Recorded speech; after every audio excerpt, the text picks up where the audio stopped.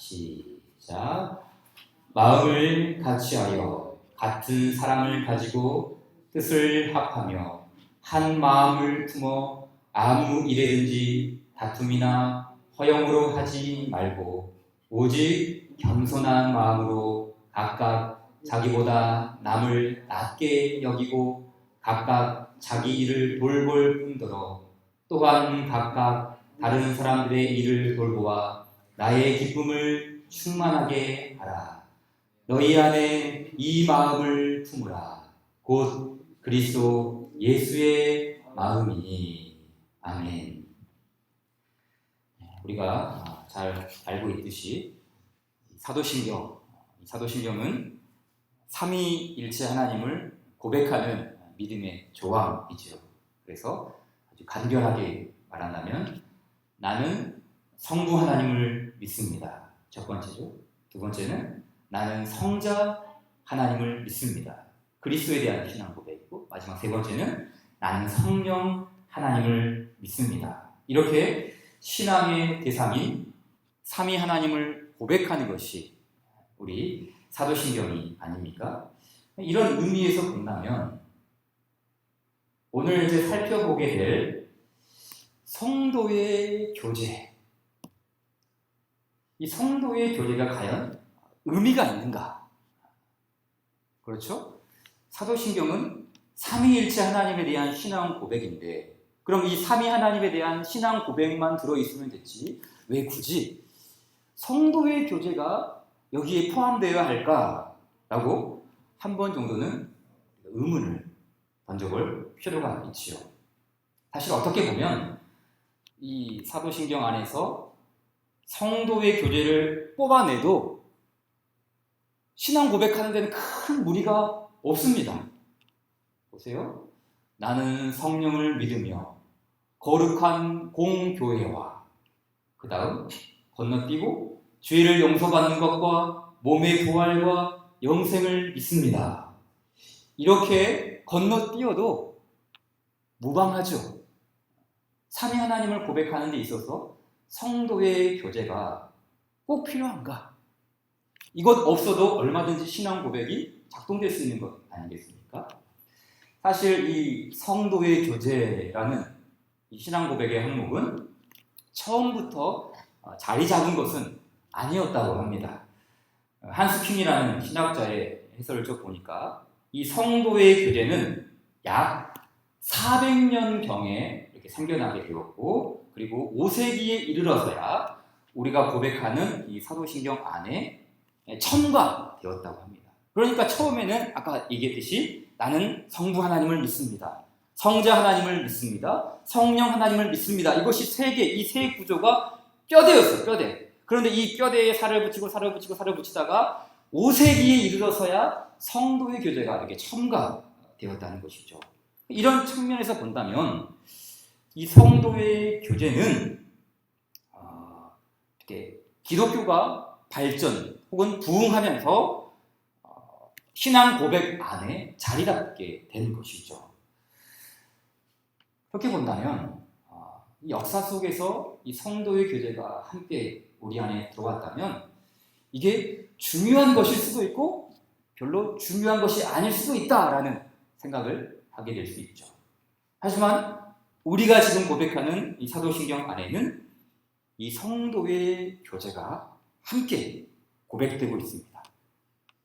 이것은 단순히 이 성도의 교제가 있어도 그만, 없어도 그만이라는 그런 평범한 신앙 조항이 아니라는 것을 암시합니다.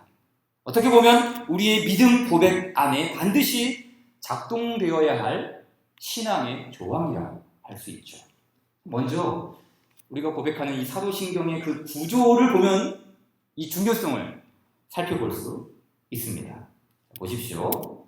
우리가 잘 아는 세 번째 항목에 나는 성령을 믿으며 나는 성령 하나님을 믿습니다 라고 이 고백하는 이 고백 성령 하나님에 대한 항목 중에 그 성령님께서 교회를 어떻게 규정해 가시는가 교회를 어떻게 말씀하시는가에 대한 이 신앙 고백이 나오죠.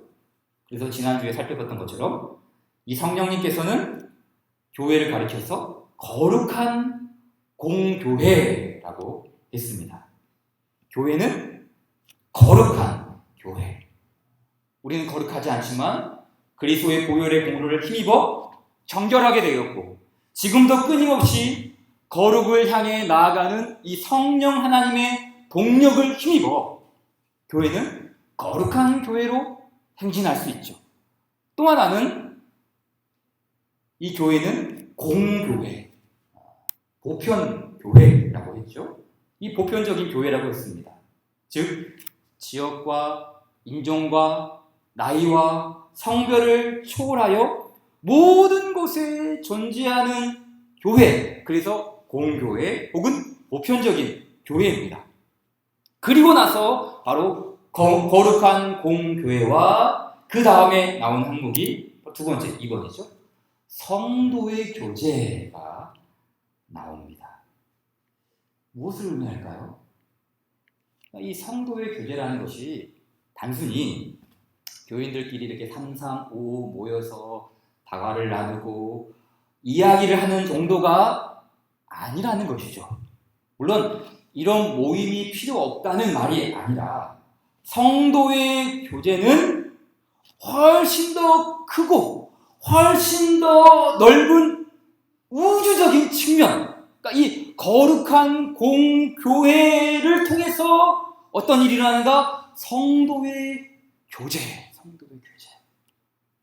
다시 말해 거룩한 공교회 전체가, 이 우주적인 교회 전체가 서로 교제 사귀는 것이 성도의 교제라는 것이죠.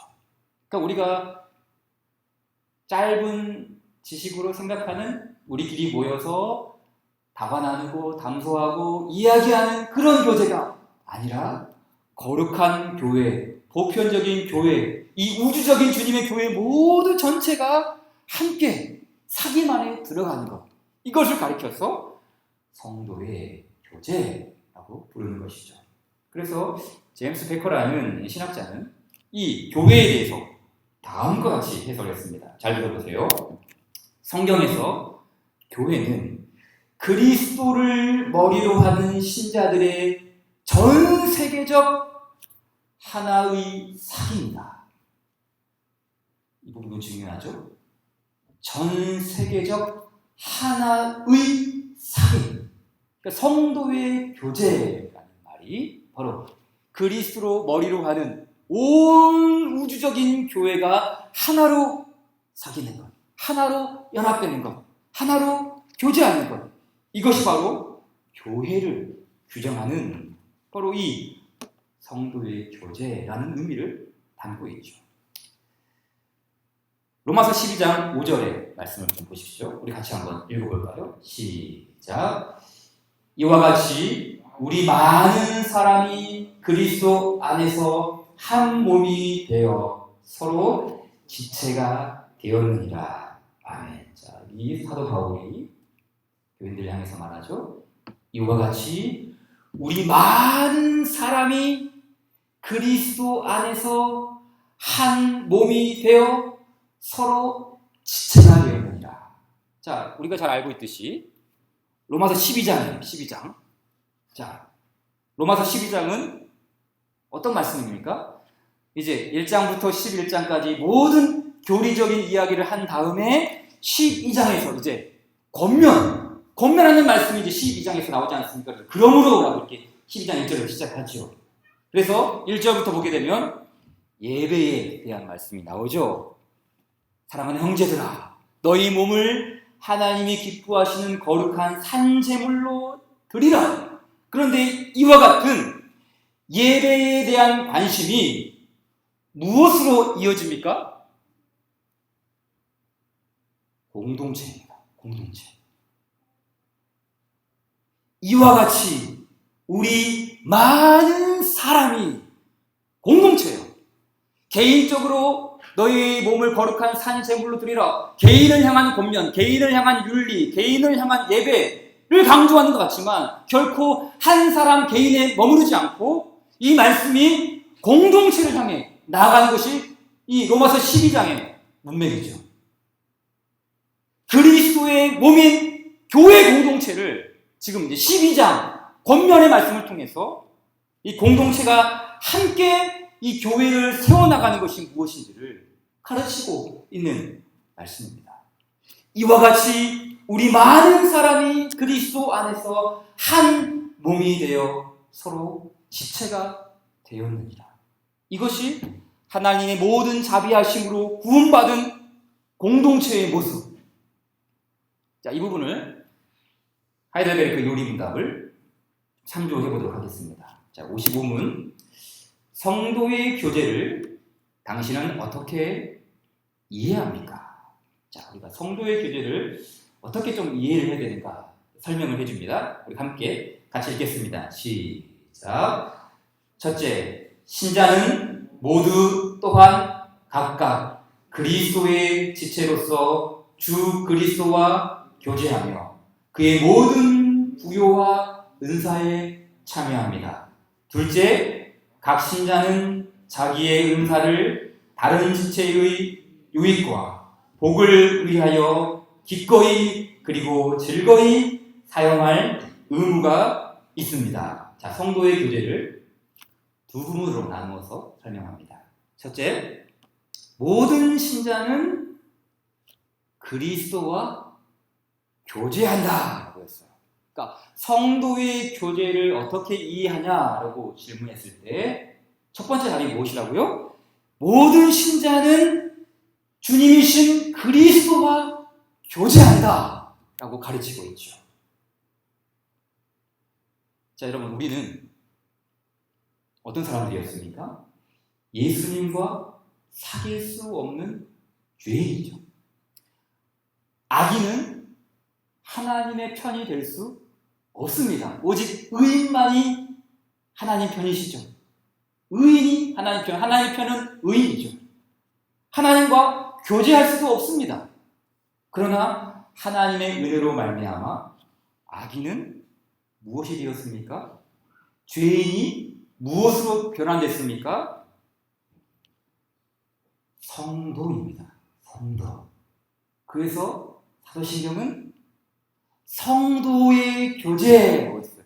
우리를 그냥 사람 혹은 그냥 신자, 믿는 자라고 하지 않냐고 거룩한 사람, 성도라고 했어요. 성도. 그러니까 이 성도라는 말 자체에 어떤 의미가 함축되어 있어요? 바로 거룩하지 못한 우리가 그리스도의 은혜로 거룩한 사람. 성도의 또 다른 말이 무엇입니까? 성인.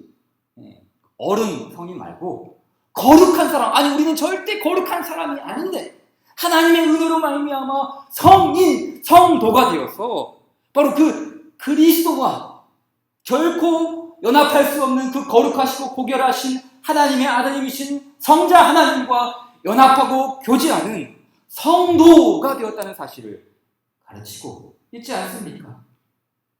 결코 하나님과 사귈 수 없는 사람인 나 자신이 사귈 수 있는 성도, 성인이 되었다고 가르치죠. 요한일서 1장 3절 이하의 말씀을 보십시오. 같이 읽겠습니다. 시작. 우리가 보고 들은 바를 너희에게도 전함은 너희로 우리와 사귐이 있게 하려 함이니 우리의 사귐은 아버지와 그의 아들 예수 그리스도와 더불어 누림이라. 저기 앞부분은 우리끼리의 교제죠. 우리가 보고 들은 바를 너희에게도 전함은 너희로 우리와 사귐이 있게 하려 합니다. 성도의 교제죠. 신자들의 코이노니아 사귐입니다. 그런데 성도의 교제는 성도끼리만의 교제가 아니죠. 누가 이 교제에 함께 하십니까? 하나님 아버지와 그의 아들 예수 그리스도와 더불어 누림이라. 그러니까 이 성도의 교제가 무엇인지를 가르쳐주는 말씀이 아닙니까? 우리의 사귐은 아버지와 그의 아들 예수 그리스도와 더불어 누림이라. 성도의 교통에 삼위 하나님께서 개입하고 있지 않습니까? 그러므로 우리는 성도의 교제를 어떻게 이해해야 합니까? 아까 봤던 요리문답의 가르침대로 첫째, 신자는 모두 또한 각각 그리스도의 지체로서 주 그리스도와 교제하며 그의 모든 부요와 은사에 참여합니다. 이것이 바로 하나님과 우리 주 예수 그리스도와 더불어 누림이라. 그 말씀의 주석이죠. 주 그리스도와 교제하며 그의 모든 부요와 은사에 참여합니다. 그런가 하면 두 번째로 성도의 교제는 다른 사람을 위한다는 사실에 주목해야 됩니다. 자, 요리문답을 다시 보세요. 첫 번째를 가르쳐 주었고 두 번째 다시 보십시오. 각 신자는 자기의 은사를 다른 지체의 유익과 복을 위하여 기꺼이 그리고 즐거이 사용할 의무가 있습니다. 다른 지체의 유익과 복이에요. 이 성도의 교제라는 말이 무엇을 의미하는지를 지금 이 부분에서 참 교회를 세우는 권면으로 가르쳐주고 있는 거 아닙니까? 저도 어렸을 때는 성도의 교제니까 이거 함께 우리 어울려야 한다. 공도차고 밥도 먹고 족구도 하고 이거 해야 된다. 그런 걸로만 이해됐죠. 근데 성도의 교제가 무엇인가? 먼저는 그리스도와 함께하는 더불어 누린 그 은사에 참여하는 것. 그리고 더 나아가 다른 지체의 유익과 복을 위하여 나의 은사를 사용하는 것. 이것이 바로 성도의 교제라는 것이죠. 하나님께서는 우리에게 은사를 주셨어요. 은사를 주셨죠. 같은 은사를 받은 사람도 있겠지만 모든 사람의 지문이 똑같습니까? 다 다르잖아요. 마찬가지로 하나님께서 나에게만 주신 독특한 은사가 있기 마련입니다. 중요한 것은 그 은사가 무엇이든지 간에 어떻게 사용해야 한다고요? 다른 지체의 유익과 복을 위하여 사용해야죠. 더 정확히 말하면 내가 받은 은사를 통해 다른 지체들이 영적으로 자라날 수 있도록, 다른 지체들이 영적으로 진보할 수 있도록 나의 은사를 사용하는 것입니다. 이것이 그리스도의 몸이 세워지는 그 실천적인 현장이 아닙니까? 성도의 교제가 실현되는 바로 이 영적인 은사였죠. 성도의 교제가 참으로 실현되는 교회, 어떤 교회입니까? 다른 지체의 유익과 복을 위하여서 나의 은사가 사용되는 것이 바로 이 성도의 교제가 작동되는 것, 그 교회의 모습 아니겠습니까? 그래서 성령 하나님은 주님의 교회를 세우시되 무엇을 방편 삼아 교회를 세우십니까? 바로 우리의 은사입니다. 은혜의 방편인 설교와 말씀과 성찬과 세례 이런 것들을 통해서도 교회를 세워가시죠. 그러나 바로 우리 개인 각자, 교인들 각자가 가지고 있는 이 은사를 통해서도 다른 지체의 유익과 복을 누리게 하는 것. 바로 이 성도의 교회를 통해서도 하나님의 교회를 세워가시죠. 따라서 은사의 목적이 무엇입니까? 은사의 목적은 나를 자랑하거나 나를 내세우기 위해 은사를 주신 것이 아니라 바로 교회를 세우기 위해 은사를 주시지 않았습니까? 아까 우리가 처음에 봤던 그 느헤미야 말씀을 보십시오. 우리가 잘 알듯이 느헤미야는 성벽을 건축하는 그런 사람들이 나오지 않습니까? 이 사람들 역시 특별히 이 느헤미야 사장을 보게 되면은 어떤 말씀들이 많이 나왔습니까? 보십시오. 우리의 대적이 우리가 그들의 의도를 눈치챘다 함을 들으니라. 하나님이 그들의 꾀를 패하셨으므로 우리가 다 성에 돌아와서 각각 일하였다라고 말하죠. 이 사장에 보게 되면은 각각이라는 말이 반복돼서 나옵니다. 그러니까 하나님께서 이 성벽 공사를 방해하는 대적들, 이 대적들을 물리치셨는데, 그리고 성벽을 세워가시는 그 일을 하시는데, 어떻게 그 성벽 세우는 일을 하시는가? 각각 그들이 맡은 청지기의 직분과 그들이 맡은 일들을 통해서 성벽을 세워가시는, 그러니까 하나님이 모든 것을 알아서 책임지시고 주도해 가시는 것이 아니라 하나님께서 개입하신 그 일들이 각각이라는 이 구체적인 모습을 통해서 실현된다는 것이죠. 그래서 높은 사람이든 지위가 낮은 사람이든 귀족이든 평민이든 군인이든 농사꾼이든 모두가 성벽 세우는 일에 각각 동참했습니다. 이와 같은 모습이 구약 안에서도 성도의 교제가 무엇인지를 묘사해 주지 않습니까? 다른 지체의 유익과 복을 위하여 각각 에너지를 사용하고 있지 않습니까? 더 나아가 다른 지체의 유익과 복을 위하여 사용하는 이 개인적인 은사는 우리 교회에만, 내가 속한 교회에만 한정되지 않습니다. 앞서 말했듯이 성도의 교제는 그리스도를 머리로 하는 전 세계적인 사귐이라고 했습니다.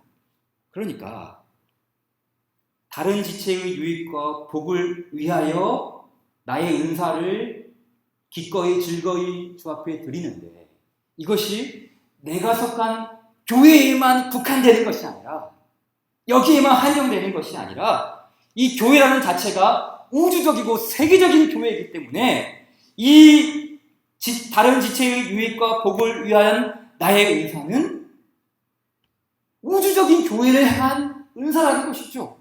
그럼 우리는 이런 생각을 할 수 있죠. 아니, 어떻게 하면 그리스도의 모든 지체들이 이 온 우주에 펼쳐져 있는 전 세계적인 교회가 나의 헌신과 은사를 통해서 유익과 복을 누릴 수 있단 말인가?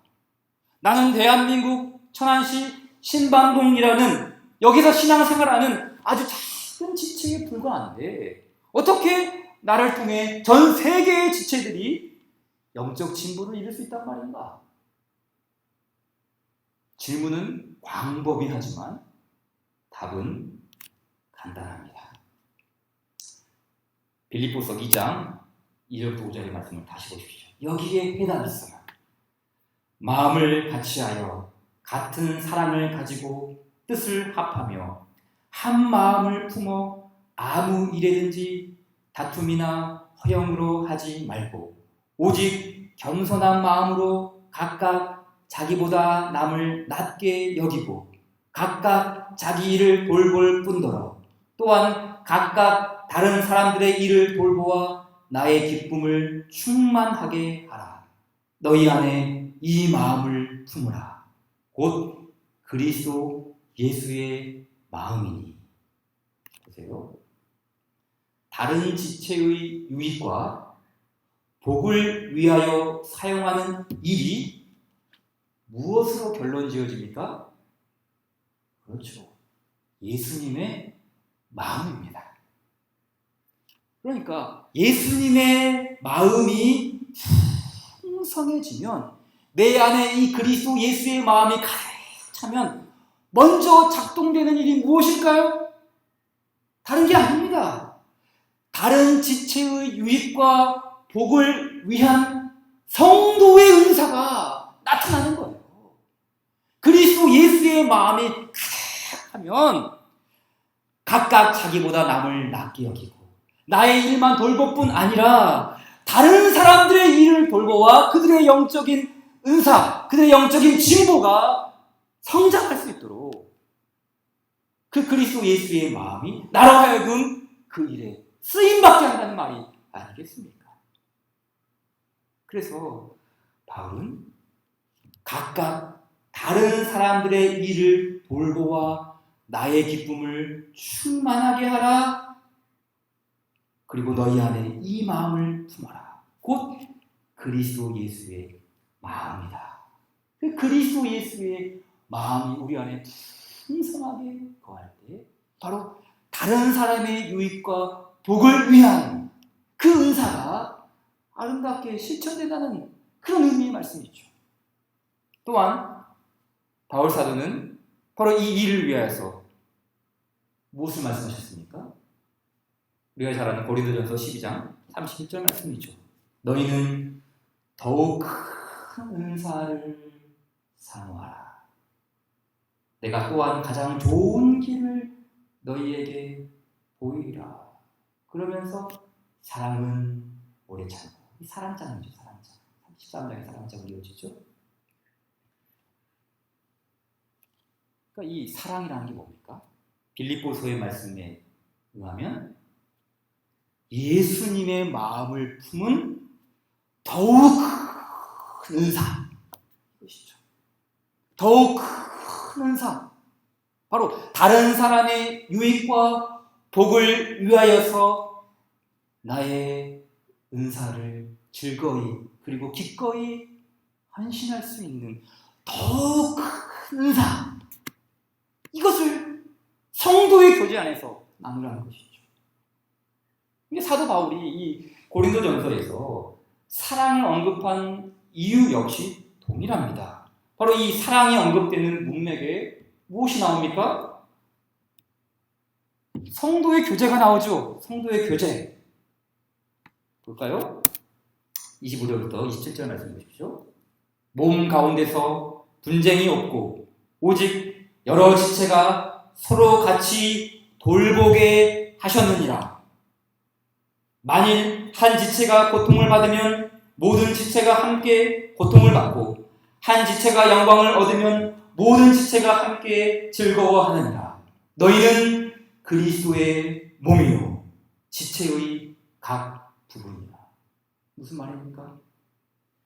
그리스도의 몸인 각각의 지체는 다른 지체의 유익과 복을 위하여, 다른 지체의 영적인 진보를 위하여 기꺼이 그리고 즐거이 자신의 은사를 사용하라는 말이 아니겠습니까?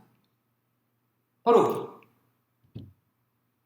교회가 자신만을 위하고 자신만을 자랑하고 자신만을 내세우는 그 고린도 교회 안에 성도의 교제가 올바르게 작동될 수 있도록 이 성도의 교제가 무엇인지를 가르쳐주는 이 사도 바울의 권면이죠.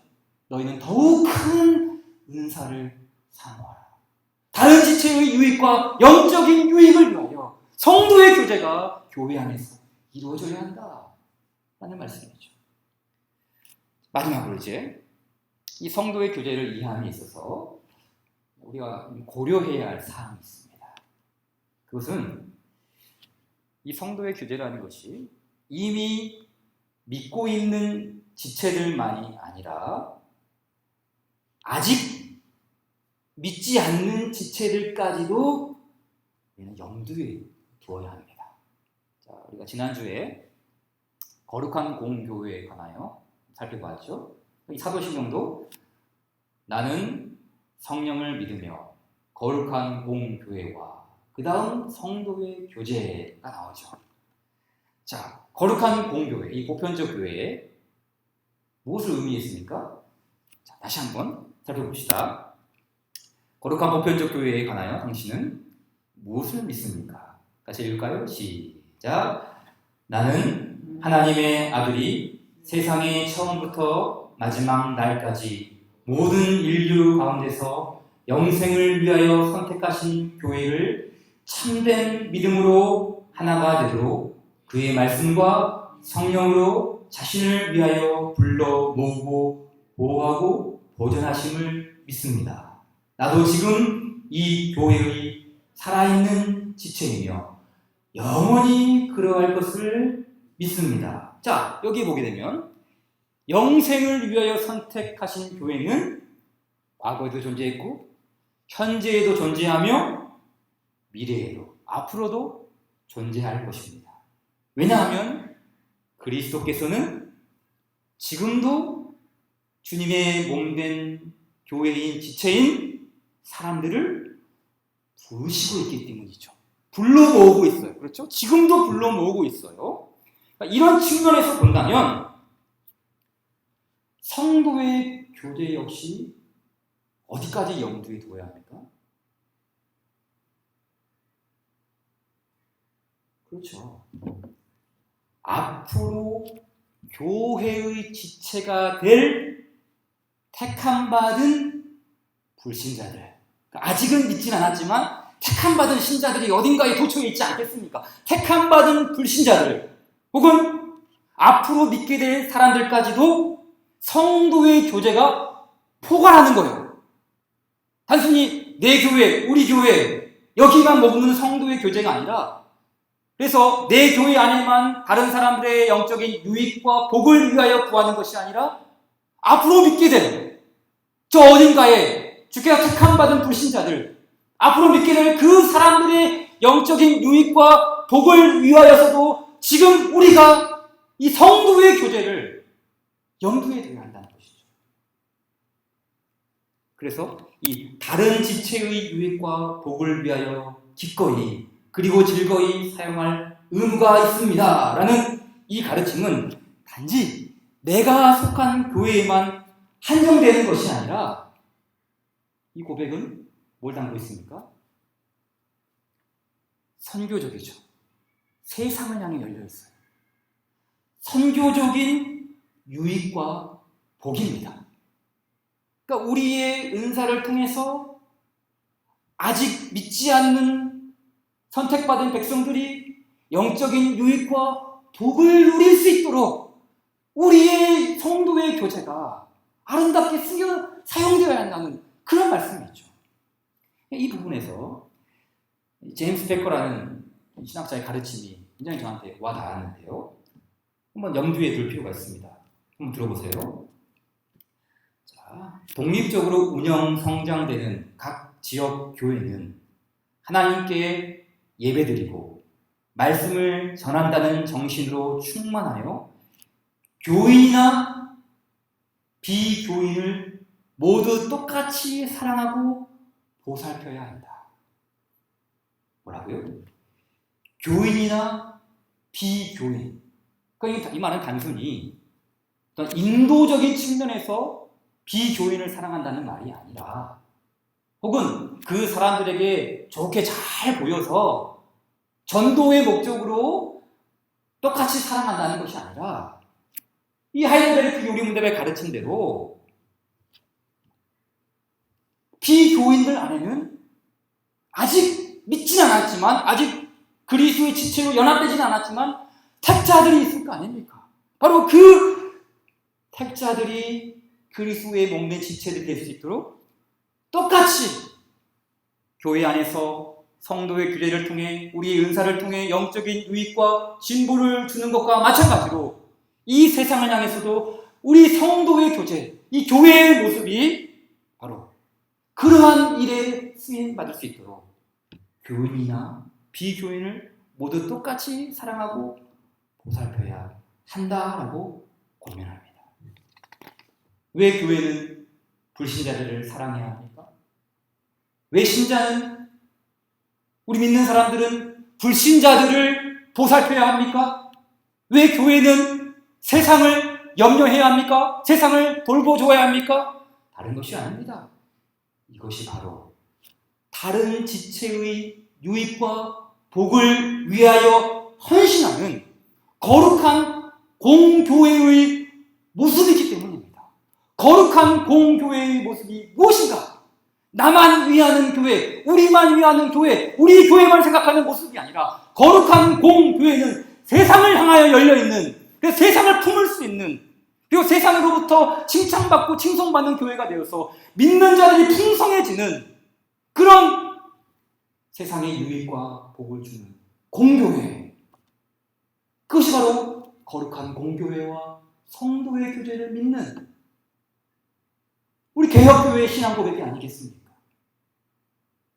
교회의 주인이신 예수님께서는 바로 이와 같은 성도의 교제를 사용하십니다.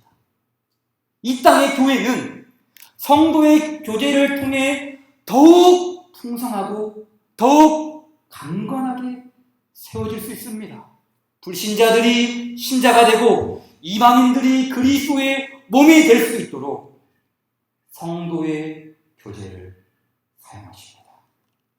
다른 지체의 유익과 복을 위하는 이 일에 기꺼이 그리고 즐거이 헌신하는 이 모든 교회의 지체들, 그리고 거룩한 공교인 예사랑 교회가 될 수 있도록 함께 기도합시다. 우리 주신 말씀 기억하면서 334장 찬양합시다.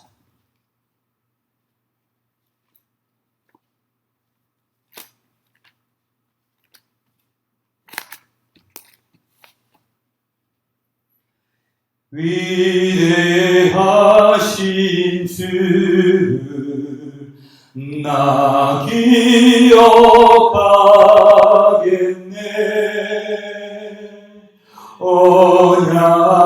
언약하신 대로 날 인도하시네. 저 담비와 같은 은혜 늘 내려주시니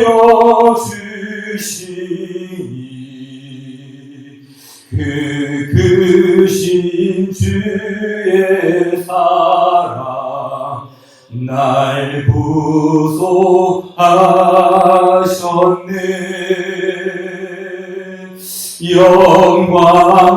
영광스러운 주를 나 기억하면서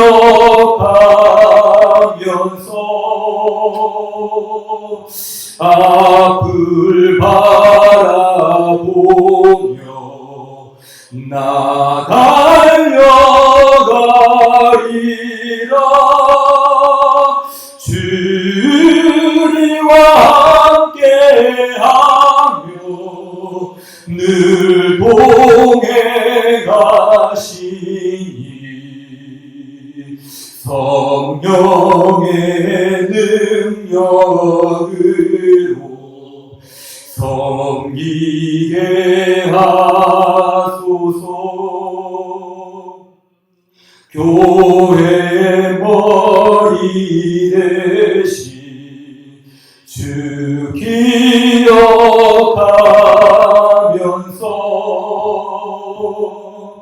힘과 후기 모두 나 주께 바치네. 참 충성된 종이 되어 그 길을 가면서 주 다시 올 때까지 교회를 섬기리. 우리 예수님께서 가르치신 기도로 마치겠습니다.